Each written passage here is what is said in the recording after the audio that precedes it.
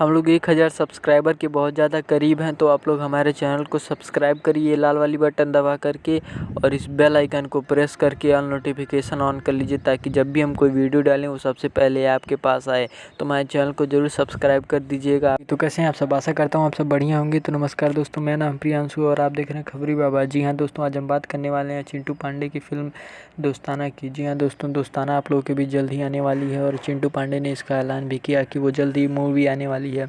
अगर ये लॉकडाउन नहीं रहता तो इसी पीरियड में वो मूवी आ चुकी थी, लेकिन भाई लॉकडाउन की वजह से ये फिल्म अभी लेट हो रही है, इसकी वजह से डिले हो रहा है। अभी इसका ट्रेलर भी लॉन्च नहीं किया गया है।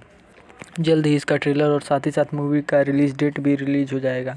और आपको बता दें कि चिंटू पांडे इस समय उसी फिल्म की पूरी कास्टिंग कर रहे हैं और साथ ही साथ ये फिल्म पूरी तरह से शूट हो चुकी है। अभी कुछ गाने हैं इसको जो शूट हो रहे हैं, तो दोस्ताना फिल्म के कुछ गाने हैं जो अभी शूट हो रहे हैं, जिसको चिंटू पांडे ने खुद शूट किया है, जिसका कल रिकॉर्डिंग था और उसकी कुछ फ़ोटोज़ भी उन्होंने शेयर किए और ये है वो फ़ोटोज़।